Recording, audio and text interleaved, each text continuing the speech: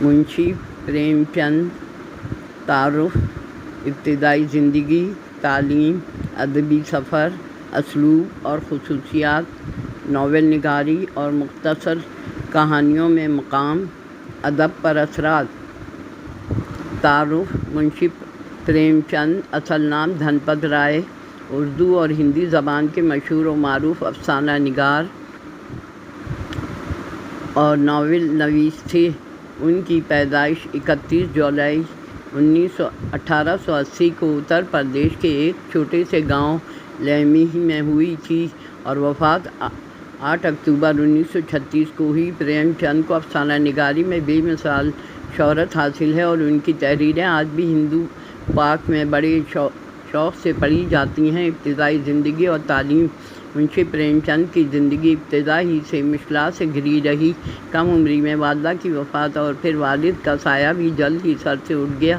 ان کے بچپن کے ان واقعات نے ان کی شخصیت اور سوچ پر گہرے اثرات چھوڑے اور شاید یہی محرومیاں ان کی ادب کی حساسیت اور میں ظاہر ہوتی ہیں۔ یتیمی اور غربت نے انہیں خود انحصاری سکھائی اور انہوں نے اسکول میں نوکری کرتے ہوئے تعلیم کا سلسلہ جاری رکھا۔ ادبی سفر کا آغاز: پریم چند نے اپنے ادبی سفر کا آغاز نواز رائے کے فلمی قلمی نام سے کیا۔ ان کا پہلا افسانہ دنیا کا سب سے انمول رتن تھا، جس میں انسان کی روحانی اور اخلاقی قدروں کو اجاگر کیا گیا۔ ان کی ابتدائی تحریریں زیادہ تر ہندی میں تھیں، مگر بعد میں انہوں نے اردو میں بھی لکھنا شروع کیا، جس کی وجہ سے وہ دونوں زبانوں میں مشہور ہوئے۔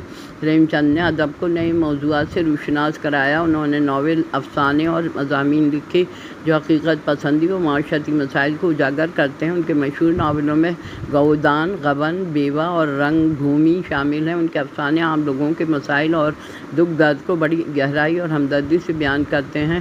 پریم چند نے اپنی تحریروں میں معاشرتی ناہمواری، غربت، استحصال اور انسانی حقوق کی خلاف ورزی جیسے موضوعات کو بیان کیا۔ ان کے کردار حقیقی زندگی سے لیے گئے ہیں اور ان کی زبان سادہ مگر پر اثر ہے۔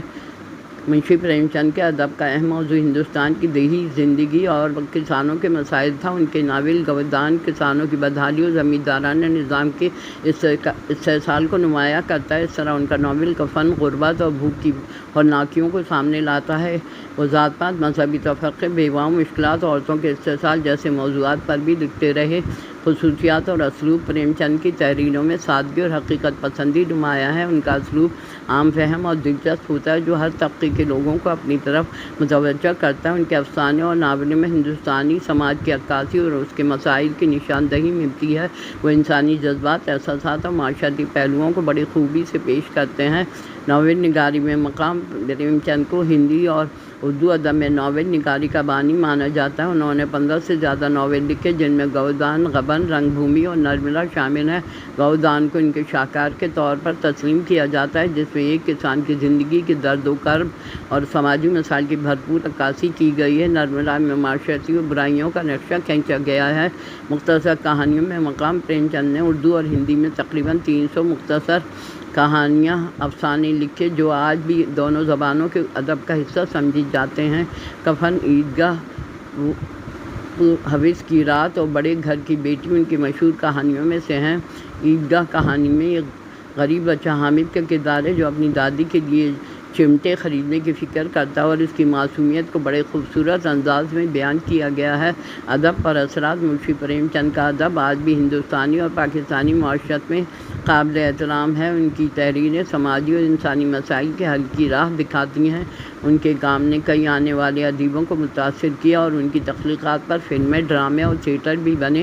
ان کی تخلیقات ہمیں انسانیت، ہمدردی اور سماجی انصاف کا درس دیتی ہیں۔ ان کے بغیر اردو اور ہندی ادب کا ذکر ادھورا ہے۔ ان کا ورثہ آنے والی نسلوں کے لیے ایک قیمتی خزانہ ہے اور ان کی افسانے و کہانیاں ہمیشہ قارئین کو معاشرتی شعور عطا کرتی رہیں گی۔